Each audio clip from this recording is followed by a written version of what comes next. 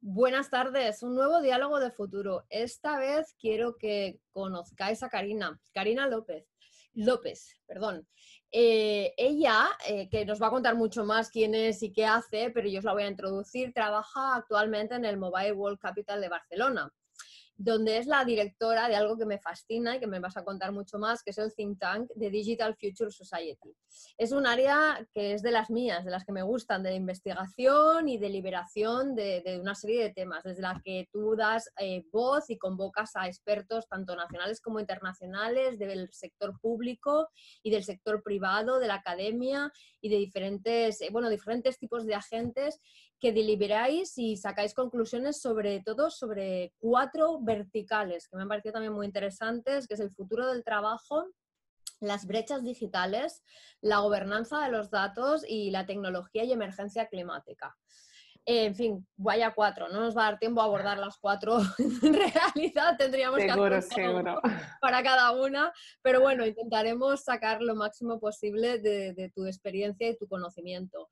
Eres especialista en innovación pública y tecnológica, más de 10 años con una carrera tanto aquí en España como internacionalmente, y sobre todo pues me gusta esa vocación que tienes de incorporar todo lo que son políticas públicas para el mundo, un mundo más equitativo, inclusivo y sostenible, que yo creo que en eso pues bueno, fue como un momento muy importante desde el principio que congeniamos.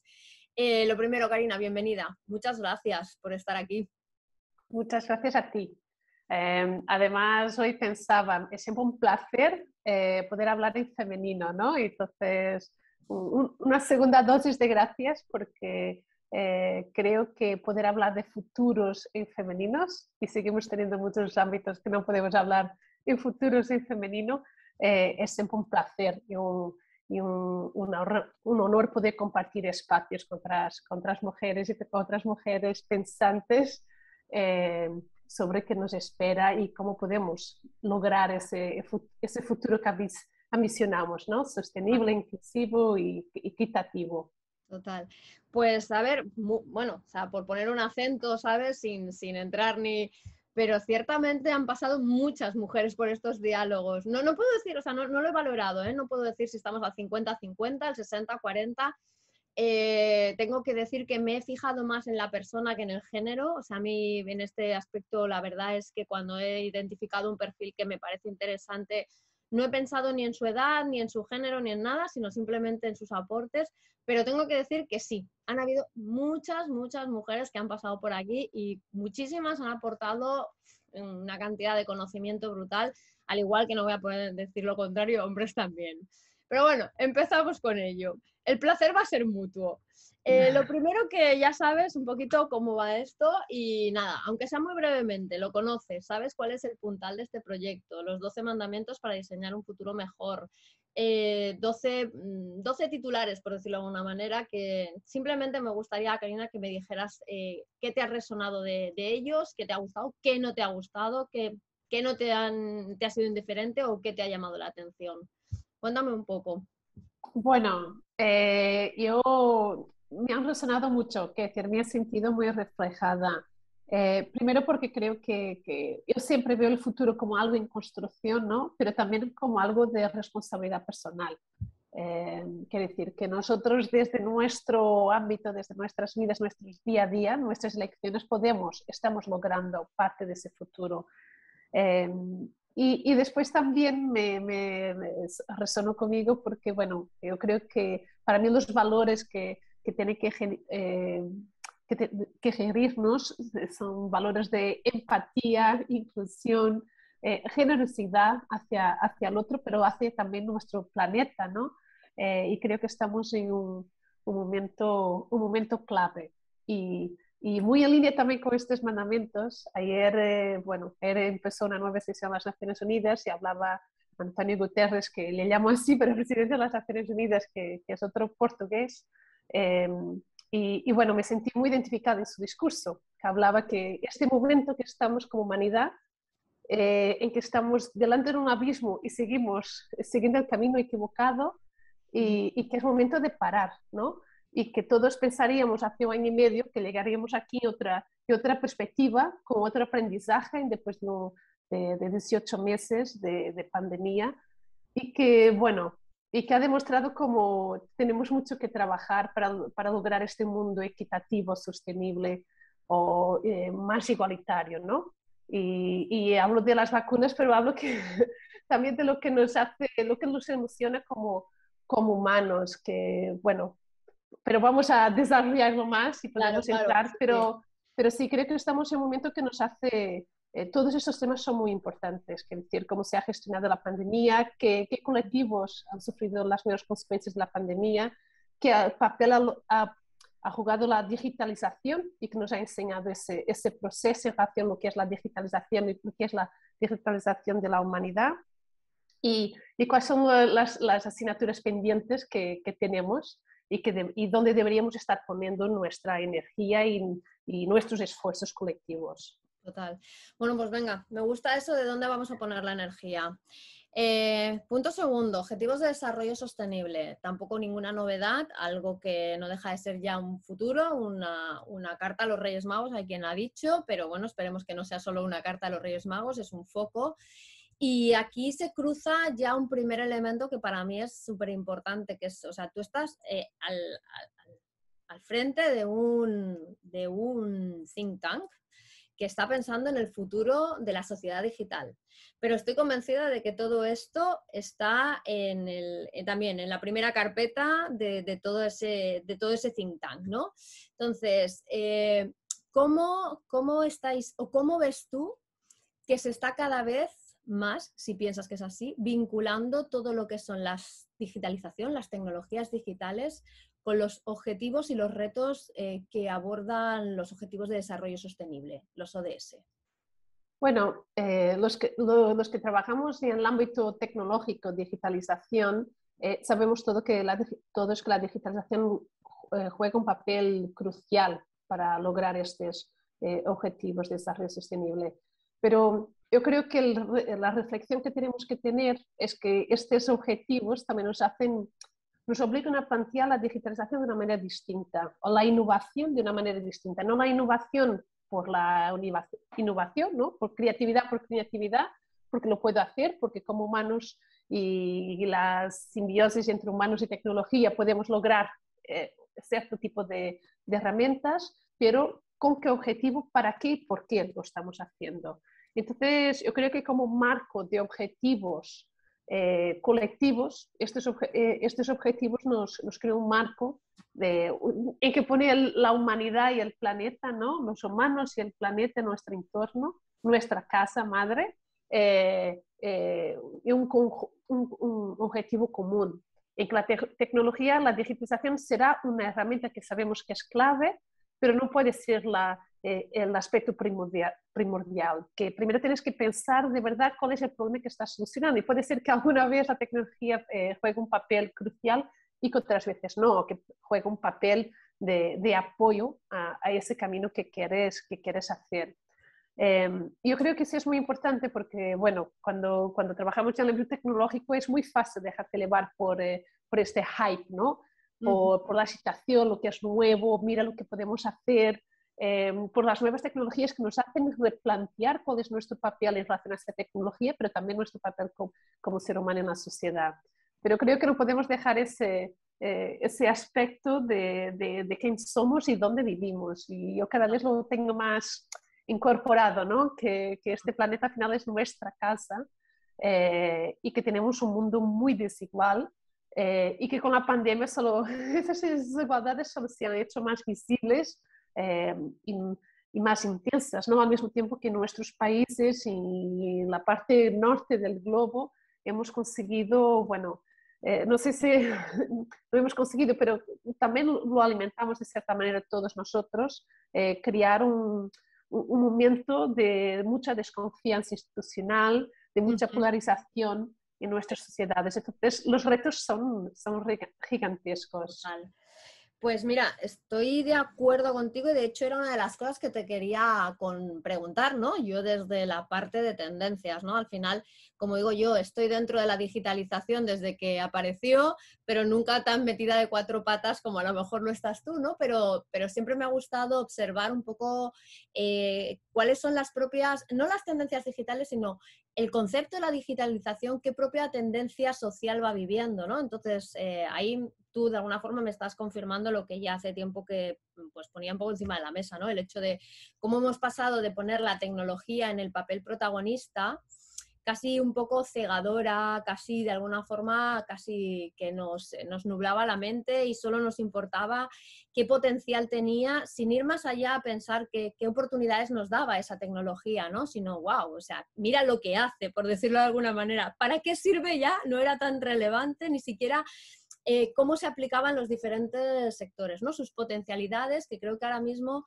es donde está el foco, ¿no? O sea, creo que lo que tú bien has dicho, ¿no? La tecnología es clave, es ciertamente clave, pero ha dejado de tener el papel protagonista, no porque haya desaparecido, sino porque realmente lo importante es para qué nos sirve esa tecnología y cómo nos está ayudando a introducir mejoras en los diferentes sectores. Hoy estaba leyendo un informe, que no sé si lo has visto, que se llama, un libro que han publicado, se llama Rethink, que habla precisamente de repensar el cambio climático y repensar la humanidad. Y bueno, o sea, algún titular importante era como solamente me parece que con 3 tecnologías disruptoras y incidiendo en 4 sectores que todos sabemos, automoción, energía, alimentación, y ahora no me acuerdo del cuarto, éramos capaces de, poniendo toda la tecnología que hay, pues poder disminuir el 90% de las emisiones de carbono para el 2035. O sea, que dices, bueno, o sea, en realidad dices, claro que optamos a futuros preferibles. Pero también ponía una alerta así como muy interesante que era, si no lo conjugamos bien, el riesgo potencial también es enorme. O sea, el riesgo de catástrofe también es enorme, ¿no? Entonces, creo que ahí es donde está ese cambio que me parece muy interesante que nos has comentado, ¿no? Dónde se está poniendo el foco. Y de ese foco, tú que conoces, y bueno, tenéis esas 4 verticales, pero seguro que conoces un montón de sectores, ¿dónde has estado últimamente viendo que se está, bueno, pensando, trabajando e incluso innovando? Y si quieres ponernos algún ejemplo, cosas que hayas visto, no sé, incluso de lo último mobile o de tu trabajo del día a día. Corina. Bueno, pensé en diferentes cosas mientras me hablas, ¿no? Desde una perspectiva y una perspectiva muy, bueno, de nuestro trabajo, de nuestra labor del día a día, yo creo que hay hitos de regulación que son interesantes y que nos explican ese cambio de mentalidad hacia la tecnología, ¿no? Hemos tenido el gran hito europeo, que fue cuando tuvimos el reglamento de protección de datos, que sigue habiendo un camino muy largo de hacer para la implementación de verdad de ese reglamento. Tenemos ahora la discusión del reglamento de inteligencia artificial, de cómo se usan los datos y el intercambio, bueno, de datos transatlánticos a Estados Unidos, que también está sobre la mesa de la Comisión Europea.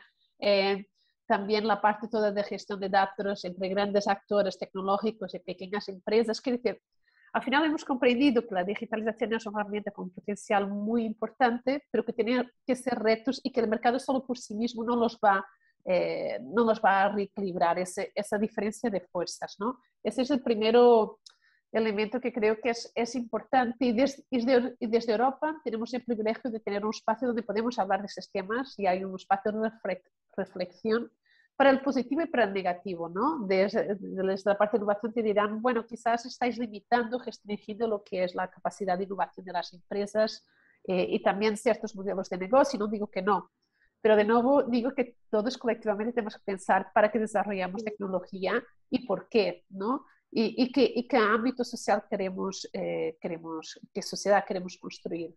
Yo creo que si hablamos de manera muy honesta y transparente, sabemos que cuando hablamos de esta polarización social, el ámbito tecnológico, la digitalización lo ha ayudado, lo ha alimentado, ¿no? Sea ya por cómo funcionan las redes sociales, sea cómo funciona el acceso a la comunicación, sea como en ciertos países la estructura de comunicación que tienes, ¿no? Tenemos casos muy concretos. Hay un caso muy conocido de Brasil, cuando fue, por ejemplo, la elección de Bolsonaro, que ha habido una grande capa de desinformación pasaba en WhatsApp, estaba relacionado con acceso a datos.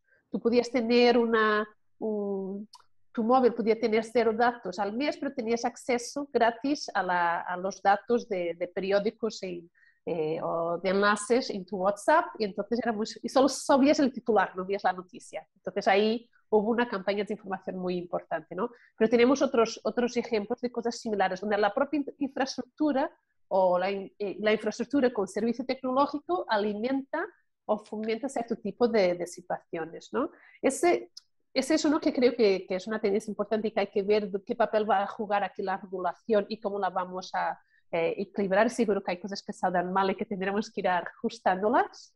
En términos del móvil, vemos un poco también un futuro más futurista, ¿no? Una de los hitos del móvil, bueno, y que se hablaba mucho, era de los proyectos de la Mobile World Capital, que eran unos con 5G, que hologramas, que puedes ver personas en 3D como si estuvieran contigo, y que seguramente será usado en ámbito de eventos y todo lo demás. Que bueno, es muy fascinante cuando lo ves. La emoción sigue estando de fuera, que decir, hemos desarrollado mucho la tecnología, la parte de emoción aún nos cuesta, y el toque y lo que nos transmite la energía de un ser humano que lo tienes cerca de ti. Yo creo que eso mismo con la pandemia no lo hemos sabido cambiar, ¿no? Por eso hablamos de volver a las oficinas, o hablamos de volver a hacer eventos en presencial, porque echamos de menos esa presencialidad y esta energía que nosotros como colectivo, como seres humanos, necesitamos para creatividad, para trabajar juntos y todo lo demás. Hitos del Congreso.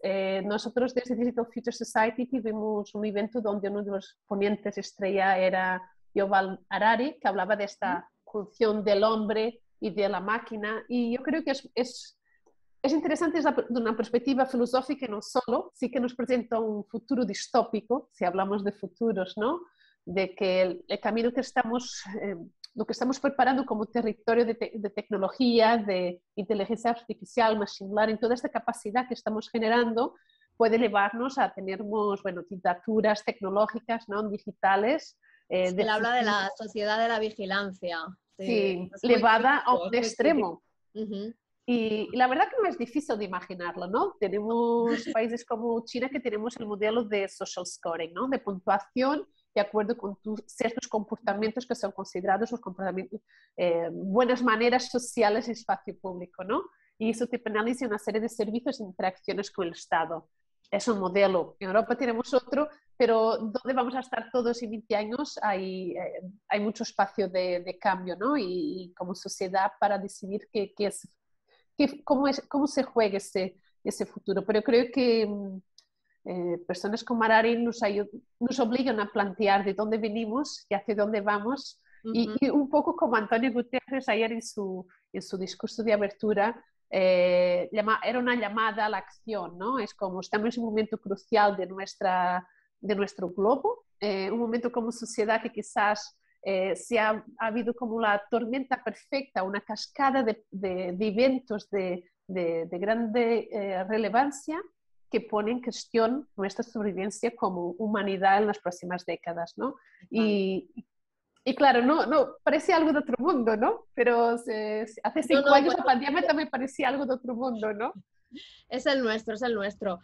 Mira, interesante, me gusta, porque en el fondo, pues bueno, de alguna forma lo que has planteado es como tres espacios de reflexión, ¿no? En la parte de la reflexión vinculada, y creo que es muy importante de ponerlo de manifiesto, porque además a lo mejor es la parte farragosa, fea, la regulación, pero que es la que de alguna forma va poniendo unos marcos ético-legales a la tecnología, que como bien has dicho, a veces puede limitar la innovación, pero también yo soy del pensar que no todo vale, o sea, ni en innovación ni en nada. Entonces me parece como muy interesante que hay un espacio de reflexión alrededor de los marcos regulatorios, que además, afortunadamente, como también habías recalcado, aquí en Europa está más considerado que en otros países y en otros bloques, ¿no?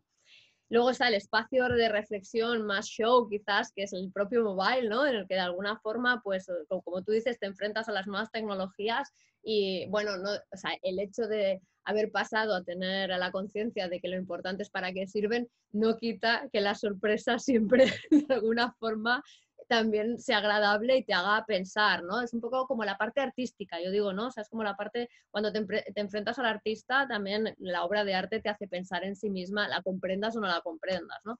Y luego, muy bien, o sea, la parte más, bueno, como le has puesto el ejemplo de Harari, esta parte más de divulgación, que al final es un poco, te ponen en el extremo, o sea, siempre hay perfiles que te ponen en el extremo, como puede ser Harari o puede ser Elon Musk, que te llevan a mundos que a lo mejor ni siquiera has pensado, pero que afortunadamente están a ellos para pensarlo y bueno, y ponernos en esa situación a decir, wow, ¿y entonces qué pasa? Entonces, con esos 3 espacios de reflexión, a mí me gustaría saber un poco cuál es vuestra dinámica, cómo trabajáis en el think tank, ¿no? O sea, qué peso igual tiene uno más que el otro, qué otros espacios de reflexión hay. Un poco, cuéntanos cuál es el día a día de ese think tank.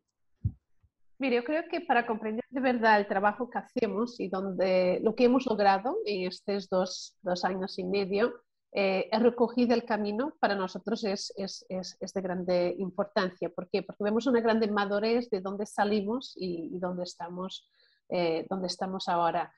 Comentamos las 4 verticales que al final ocupan un espacio muy amplio, ¿no? Da para tocar en muchos temas, brechas digitales, futuro de trabajo, tecnología y emergencia climática, gobernanza de datos. Al final son todos temas muy relacionados con el impacto de la tecnología en la sociedad y nos centramos en muchos relacionados con el diseño, uso y gobernanza de la tecnología. Nos interesa mucho este ciclo, ¿no?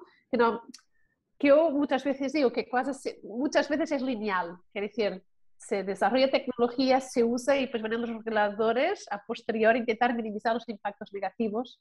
A veces nos gustaría que los reguladores puedan precaverse de lo que puede estar vendiendo, ¿no? Y que vayan diseñando un poco también ese futuro, que no fuera una herramienta siempre a retrospectiva, que vamos a analizar lo que no ha salido bien de este proceso de Interesante. innovación. ¿Cómo le darías tú la vuelta a esto? Entonces, o sea, Bueno, me parece doy un un punto ejemplo. súper interesante y a tener muy en cuenta para la gente que está detrás en la parte de diseño e innovación. Sí. Doy un ejemplo.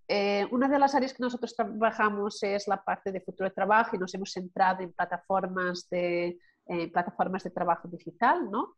Y este año hemos lanzado, hemos recogido, hemos hecho un análisis de cómo se está trabajando este tema en España, quién lo está estudiando, cuáles son perspectivas. Hemos encontrado que hay un sesgo muy grande en el enfoque en los riders y también en la relación laboral del trabajador y de la empresa, pero que hay muchos otros ámbitos relacionados con estas plataformas que estamos ignorando. Primero, que la gran mayoría de trabajadores en esas plataformas no son riders en España, hace mucho otro tipo de trabajos en estas plataformas y que son invisibles en los medios de comunicación y en nuestra sociedad.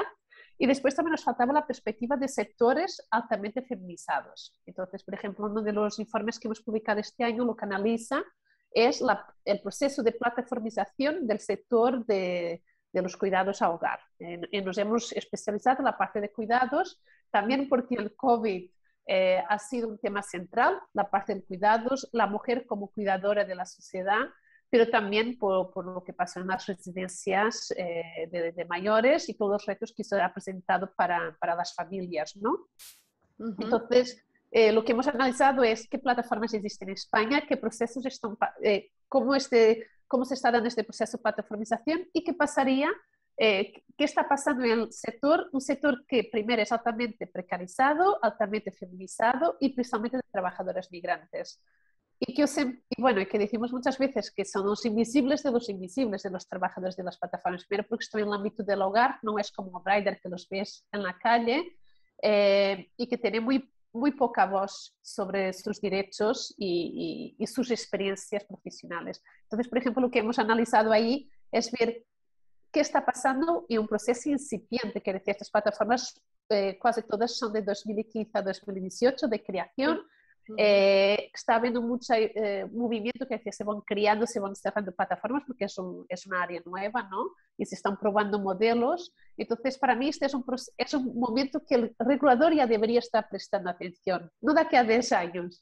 Es este momento porque, por ejemplo, nosotros además en una serie de podcasts que hemos hecho también sobre trabajadores de plataformas en España, y un capítulo nos centrábamos en estas trabajadoras, y hablando con ellas, por ejemplo, hemos visto que hay residencias de ancianos usando estas plataformas para encontrar trabajadoras, momentos puntuales, ¿no? Es decir, no es solo en el ámbito del hogar de las familias que ya están trabajando, también están cubriendo mano de obra en organizaciones que facilitan cuidados a mayores en nombre del sector público, pero también en residencias privadas de personas mayores.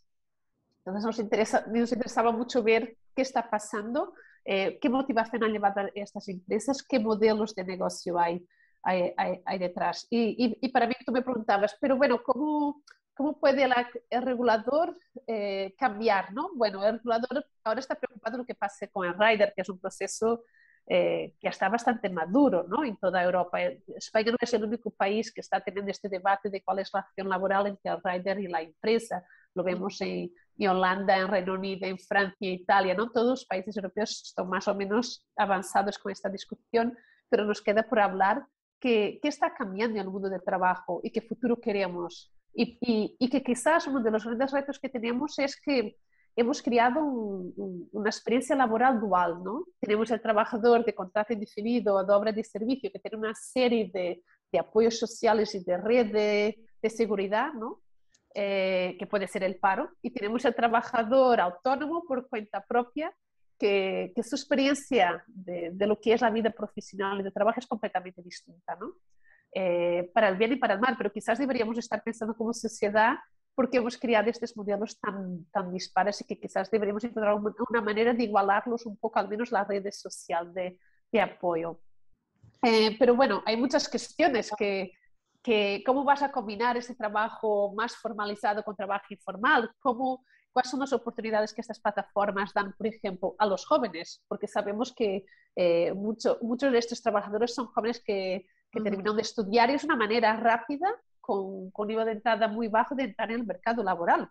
Es positivo, ¿no? Además, en España, cuando tenemos un paro juvenil tan alto y tenemos un porcentaje tan alto de chicos y chicas jóvenes que no estudian en trabajo, ¿no?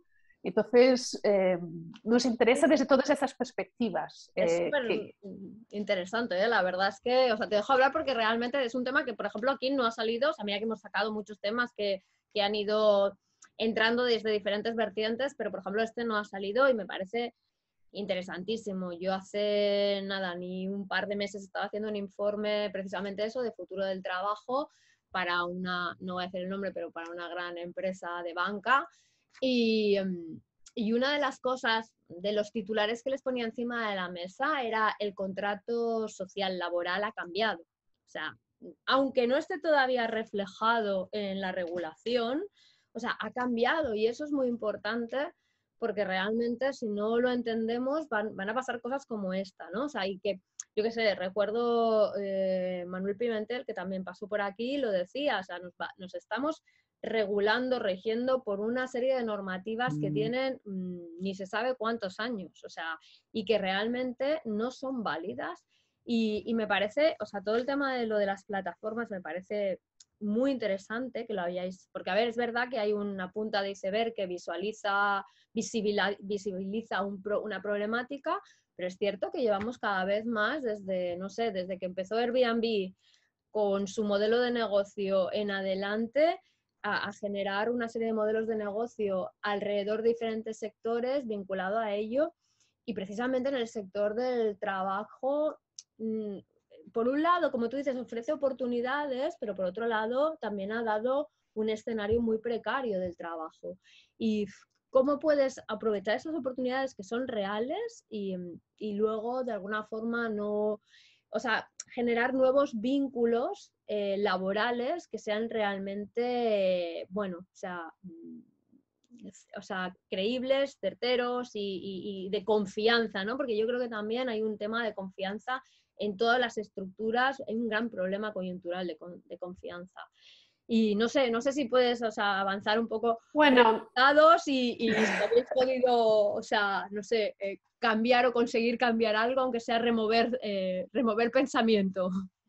Bueno, el objetivo primero del informe era comprender qué está pasando y preguntar de verdad qué es un proceso. Estas plataformas ayudan a la profesionalización y formalización de este trabajo. Es decir, van a ayudar de verdad a que este trabajo se pueda ser más formalizado, porque ese es uno de los puntos de venta de estas plataformas es que ayudan a formalizar este tipo de trabajo, que a largo plazo significaría que las trabajadoras tienen un trabajo menos precario. No estamos seguros que ahora mismo los modelos de funcionamiento van a lograr ese objetivo. Pero has tocado en varios puntos que se los puedo comentar muy rápidamente. Sí, claro, claro, por favor. Yo creo que has tocado en diferentes puntos que a veces los intentamos analizar de manera muy separada, pero que tienen mucha cosa fascinada. Comentabas Airbnb, ¿no? Lo que tienen mucho común en muchas de esas plataformas digitales es que muchas de ellas han aparecido y crecido post la gran crisis económica de 2007-2008. Quiere decir, ahí ha habido un espacio que ha dado espacio para que se empezó por llamar la economía colaborativa, ¿no? Sharing economy, que ahora lo miramos más de una perspectiva de trabajo precario. Pero yo creo que el gran reto que estas plataformas nos pone delante, primero es que nos plantean una sociedad distinta, ¿no? El digital nos ayuda a fragmentar, a separar la manera como trabajamos y trabajar por objetivos, que en ciertos ámbitos es muy positivo, ¿no? Todos hablamos de trabajar por objetivos y no por horarios, por ejemplo, ¿no? Pero el digital es una característica del digital. Entonces, esta manera de trabajar es algo propio que te aporta el digital, que no te aporte otro tipo de trabajo analógico, ¿no? Después, otro gran reto es que casi todas estas plataformas son plataformas globales. Entonces, cuando trabajas a nivel de regulación de país, es muy difícil imponerlo. Te doy un ejemplo. En España hablamos de estas plataformas, no termina de haber completo consenso entre los riders si es un buen modelo de trabajo, ¿no? Pero cuando hablas con agentes de América Latina, te van a hablar de estas plataformas como una gran oportunidad de sociedad, porque es el trabajo que se hace desde esas plataformas es un nivel arriba del trabajo aún más precario y de menor calidad que hacían estos trabajadores antes de estar en estas plataformas. Y porque después para muchos de ellos, por ejemplo, para profesionales de diseño, de programación, de gestión de proyectos, de traductores, porque en estas plataformas trabaja mucha diversidad de profesionales, se les abre un mundo y de oportunidades gigantesco. ¿Por qué? Primero porque hablas español y de repente puedes aportar tus servicios profesionales a otros países donde vas a tener ingresos mucho más altos y puedes competir, puedes aportar tus servicios de manera muy competitiva en el mercado norteamericano y el mercado español, ¿no? Principalmente. Pero después lo que te hace cambiar la propia dinámica de los países. Yo siempre digo, no deberíamos estar en España solo mirando a qué pasa aquí en España, tenemos que mirar lo que pasa a nivel global, porque de la misma manera que Estados Unidos y Reino Unido tienen mucho trabajo que outsource, ¿no? que se hace desde los países del sureste asiático y de India, por ejemplo, todo relacionado con IT, servicios de apoyo y call centers, lo mismo podrá pasar aquí. Seguramente está pasando porque el mismo servicio una empresa lo puede conseguir por 3 veces menos por un profesional de América Latina. Entonces, tenemos que comprender que las reglas de juego han cambiado por completo. Lo quieres aceptar o no, ¿no? Lo quieres regular de una manera más conservadora o no, pero solo regular desde la perspectiva que tenías de sociedad y de empleo que de hace 100 años no te lo va a solucionar, porque ya no estás hablando de lo que pasa solo dentro de tu país, estamos hablando de plataformas globales. Y hemos visto eso en otras empresas y en otros sectores, ¿no? Y ahora me viene a la mente la dificultad que los países europeos han tenido que gestionar, ¿no? Y siempre van saliendo noticias, por ejemplo, los trabajadores, las azafatas de Ryanair o de EasyJet, ¿no? Que operan en un país, pero viven en otro, pero están siempre viajando a otro país donde deberían estar pagando sus contribuciones sociales, sus impuestos, ¿no? Y hay... Porque al final estamos hablando de una economía global, transnacional, que te presenta retos que los tienes que mirar desde otra perspectiva o de múltiples perspectivas. Los youtubers y su momento de economía que no se sabe a qué lado te tienes que poner y sí, o sea, es también un tema interesante, la verdad. Sí, y si me dejas solo hacer un apunte, porque yo creo que aquí también es muy importante, porque un tema que muchas veces nos falta en nuestras conversaciones es el papel que juegan los jóvenes en todo esto, ¿no? Porque yo creo que otra cosa que ha venido de esta crisis de 2007 y principalmente en Europa, es que ha habido una precarización del trabajo juvenil, ¿no? Del acceso al mercado más formalizado y trabajo de calidad para los jóvenes en Europa y diferentes países europeos, que también hace que los jóvenes tengan una perspectiva en relación al trabajo y sus expectativas de vida completamente distintas. Y yo no sé, y no quiero ponerme ahí un papel de, mira, ya estoy muy de edad muy avanzada, pero creo que tenemos que dar estos espacios a las generaciones muy jóvenes, cómo lo ven y qué quieren como futuro, porque quizás ellos tampoco su ambición es tener un trabajo por vida. Entonces, ¿qué construcción quieren de realidad que puede facilitar esa visión de futuro, ¿no? No solo porque quizás no lo quieran y quizás porque hoy en día es casi imposible, ¿no? Esto de trabajar toda tu vida para una familia, para una empresa, ver esa empresa como parte de tu familia, ¿no? Quizás sea un concepto que ha completamente desaparecido en las generaciones más jóvenes y para nosotros también. Totalmente. No, es cierto, y lo ves en pequeños y grandes detalles. Esta semana, que es la Semana de la Movilidad Sostenible, salía, ¿no? Que realmente las autoescuelas pues ya no tienen tantos candidatos porque la gente joven no tiene tanto interés en sacarse el carnet de conducir porque, bueno, entienden la movilidad de una forma diferente, porque no necesitan coche, porque les es mucho más económico, sostenible y además práctico tener pues un vehículo electrónico en la ciudad. O sea, entonces, claro, hay muchas cosas que las ven y las entienden y las viven de una forma absolutamente diferente. Esto me lleva a preguntarte, ¿tenéis jóvenes en el think tank? Gente que está ahí trabajando en No, exponeros todas estas historias.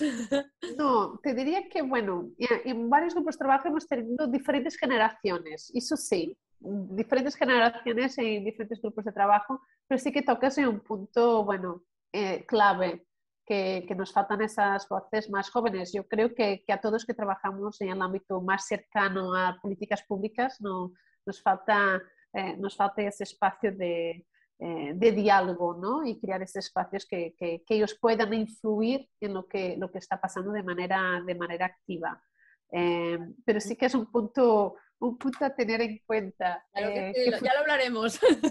Ya lo hablaremos.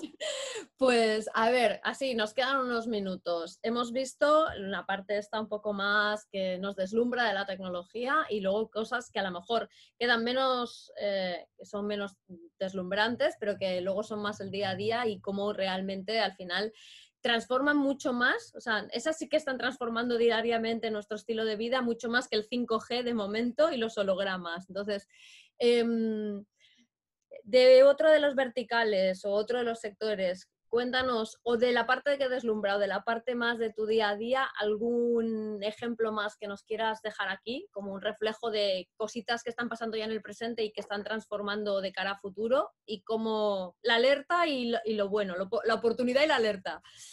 Y... Bueno, me gusta cosas muy operacionales, de cosas muy mundanas, ¿no?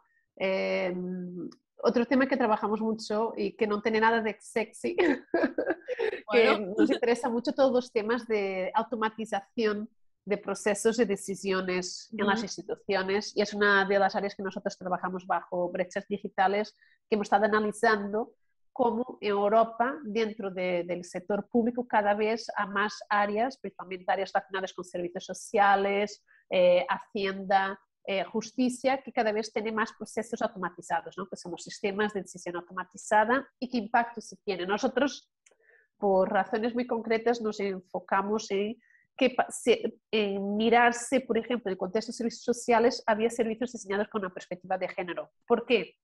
Porque sabíamos que el usuario principal de estos servicios es la mujer. La pobreza, infelizmente, es una palabra en femenino. La pobreza global es principalmente femenina por diferentes razones, porque la mujer tradicionalmente tiene menos periodos de trabajo, más periodos de trabajo part-time, más precario, menos ingresos, toda la parte de cuidados, ¿no? Entonces hay toda una serie de razones a nivel global porque la pobreza es principalmente femenina, y nos interesaba saber qué pasaba en este servicio, ya que el principal usuario es es la mujer. Y hemos encontrado casos, lo que hicimos es un estudio de diferentes ejemplos europeos que después fuimos descartando y analizamos de 3 o 4 casos de uso en que encontramos que había una discriminación por género de manera explícita, ¿no? Para poder demostrar dónde está el problema. Y aquí lo que hemos encontrado en nuestras análisis son 3 áreas que son siempre problemáticas. Yo creo que a todos que nos interesa el diseño y el futuro es interesante pensar en estas 3 áreas. Una es la gobernanza de los datos, es decir, cómo se construyen estas bases de datos, qué sesgos tienen esas bases de datos, y también hasta plantearnos cuándo es relevante tener datos, por ejemplo, desagregados por género o no.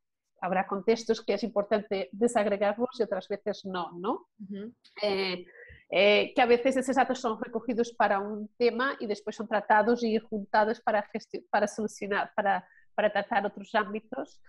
La parte de diseño de estos propios sistemas, que hace que sea muy difícil para el usuario final comprender el proceso de tomada de decisión, pero también para el propio trabajador, que no sabe explicar qué proceso de decisión se ha tomado para que la decisión del ordenador, ¿no? De la máquina, sea A o B. Y por ejemplo, ahí en la regulación europea de inteligencia artificial se habla que los casos de, los casos de mayor riesgo, ¿no? Alto riesgo, la decisión final nunca puede ser de la máquina, tiene que haber un humano, pero también en nuestra análisis hemos visto que en muy pocos casos, casi de manera excepcional, el trabajador cuestiona la decisión de la máquina. Muchas veces no, muchas veces por falta de conocimiento, después porque tenemos una cultura que la máquina siempre está correcta, somos los humanos los que nos equivocamos, y también otras veces por la propia construcción de la metodología de trabajo en torno al servicio que haces. En que eres penalizado si vas a cuestionar la máquina porque te va a generar más trabajo, ¿no? Todos los procesos cuando no estás de acuerdo con la decisión, con la solución que te ha dado en esa decisión. Y bueno, y al final esto nos parece algo muy mundano, ¿no? Pero que tiene un impacto mundial en la vida de las personas, porque estamos hablando, por ejemplo, en el caso de España, del bono social, ¿no? El bono eléctrico, son sistemas de decisión automatizada, o por ejemplo, la gestión que hace la policía en casos de violencia de género para decidir qué grado de riesgo la mujer tiene, ¿no? Son sistemas de decisión automatizada. Entonces es muy... Y estamos en pleno proceso de digitalización de las estructuras públicas, en que habrá más y más de estos sistemas. Entonces es importante como sociedad también plantearnos qué protecciones o qué inputs queremos tener como sociedad. Quiero decir, si yo como ciudadana me siento injusticiada, ¿no? Si yo creo que el sistema no está siendo justo conmigo, ¿a dónde puedo ir yo? ¿Cuánto tiempo va a llevar a tener una contestación? Y es esa contestación apropiada al impacto que va a tener en mi vida como ciudadano. Yo creo que estos temas son temas muy importantes y qué modelos vamos a tener nosotros de poder fiscalizar estos sistemas, auditar estos sistemas, analizar qué hacen esos sistemas, obligar a que sean cambiados o simplemente cancelados, ¿no? Porque a veces las problemáticas son tan grandes que solo hay una solución, empezar de cero, ¿no? Y no sé cuánto tiempo tienes, te podría dar muchos ejemplos. No, me parece, es que es otro temazo. Este sí que han salido cosas y es muy interesante porque al final es verdad que hemos hablado varias veces del sesgo de los datos, de todo el tema de la inteligencia artificial, de cómo se puede aplicar ahí pues toda la parte de, evidentemente, ética, pero ya no solamente ética, sino cómo valoras otra serie de cosas, ¿no? Para ser equitativo, para ser justo, para no generar esa impotencia entre el usuario, porque al final lo que el usuario final puede llegar a vivir es impotencia, y para no tener este punto un poco, como tú dices, como tú dices, ¿no? Como se dice, de brecha digital entre quién accede y no accede, ¿no? O sea, yo he oído en las noticias gente joven que no se había vacunado todavía porque el proceso para seguirlo a través del móvil para coger una cita no sabía hacerlo. O sea, que no es tampoco estamos hablando de que la gente a partir de 70 está fuera, es que hay gente joven que o no tiene acceso o tampoco está tan desarrollado ese acceso, y damos por hecho que ahora todo el mundo ha de pasar por esos procesos y no les damos casi alternativa. Y a mí eso realmente sí que ha sido siempre algo que me preocupa mucho. Y al margen también y en paralelo, recuerdo que escuché, bueno, estuve en una mesa redonda de mujeres precisamente, porque ahí sí que eran todo mujeres, que hablaban de inteligencia artificial, salud y género. Y era muy, muy interesante el hecho de cómo ponían en evidencia lo de la recogida de los datos sin intentar de alguna forma quitarle importancia al hecho de cómo se diferencia género y sexo, ¿no? Es decir, bueno, tú qué sexo eres y qué género te sientes, pero que realmente en aspectos y en sectores como la salud es muy importante que manifiestes realmente qué sexo tienes por todas las derivadas de lo que puede acontecer en tu perfil dentro de lo que es el entorno de salud y las recomendaciones que te pueden hacer. Entonces, son como, para que veamos, ¿no? O sea, lo que tú estabas diciendo un poco te lo reafirmo de que realmente es un mundo complejo, ¿no? Eso también lo hablamos con Javier Recuenco, la complejidad en la que estamos metidos.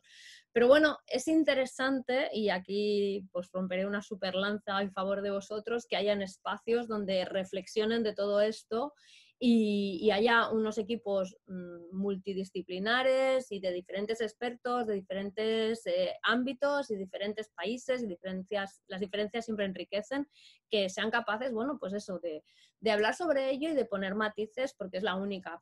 Con una sola visión, desde luego, entonces sí que entramos mucho más en la parte que puede llevarnos a la catástrofe. De la otra forma, yo creo que lo podemos corregir todavía un poco. O tenemos muchas opciones. Yo por mi parte, Karina, la verdad es que me ha encantado los dos ejemplos sobre todo que nos has puesto, el contexto que nos has dado un poco del think tank, unos minutos para que pues no sé, para que me cuentes si alguna cosa que te hayas dejado en el tintero que te apetezca. Y nada, y nos vamos despidiendo, aunque siempre estarás invitada por si quieres participar con más cosas. Bueno, así notas finales. Yo creo que así de los últimos meses lo que sí, continuamente me vuelve a la mente es que es muy, muy importante esta pregunta, ¿no? ¿Por qué vamos a hacerlo y no hacerlo porque sí, ¿no? Que la digitalización es una herramienta con un potencial gigante, pero que de verdad tiene que estar puesta al servicio de la humanidad y no dejar a nadie atrás. Yo intento llevarlo hasta el último extremo, ¿no? De verdad, no dejar nadie atrás. Para que los que nos están escuchando les interesen más estos temas, un libro que recomiendo a todos, y perdón, porque no sé si hay traducción al castellano, yo lo he leído en inglés, de la matemática Katie O'Neill, que escribió un libro que Weapons of Math Destruction, que habla mucho de estos sistemas y cómo están creando una dualidad de la sociedad, ¿no? Y cómo estamos creando una realidad que son precisamente los colectivos más pobres, más vulnerables, más marginalizados, que son objeto de estos sistemas de automatización y también la precarización y la gestión algoritma en el ámbito laboral. Y creo que es muy relevante, ¿no? Pensar en esta dualidad que estamos creando. Y no sé, quizás el último es pensar la relevancia que cuando hablamos del digital y de datos y de digitalización, que tiene el concepto de interseccionalidad, que a veces que se miras un elemento de la vida de una persona solo de manera individual, te puede parecer algo menor, pero cuando le empiezas a añadir las diferentes capas de vivencia y de experiencia de esa persona, ves cómo esa persona tiene diferentes capas de discriminación. Y esa interseccionalidad es muy importante para comprender la digitalización y la problemática de los datos y de la inteligencia artificial y sistemas de decisión automatizada. Total.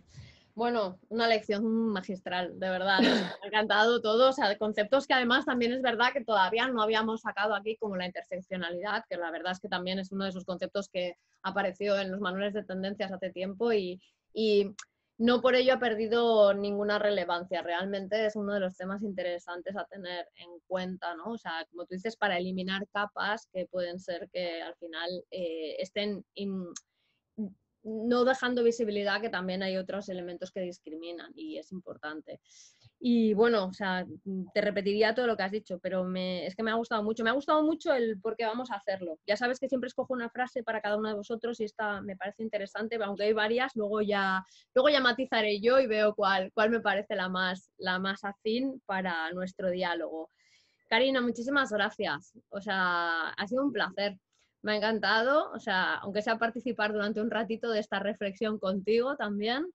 Y nada, o sea, un súper buen trabajo, os felicito y sobre todo felicito que también haya gente pensando en temas dentro de la digitalización que sean, como tú dices, mucho más mundanos y quizás menos show off, que esos también ya sabemos que siempre salen al final en los titulares de las noticias. Muchísimas Pues gracias. gracias a ti por la oportunidad y bueno, es siempre un placer. Y la próxima vez que sea en presencial. Pues ya mismo, cuando tú quieras. Esto, ahora cuando cerremos puertas nos quedamos tú y yo y ya está. Muchísimas gracias, Karina. Un A abrazo ti, fuerte. muchísimas gracias. Hasta luego.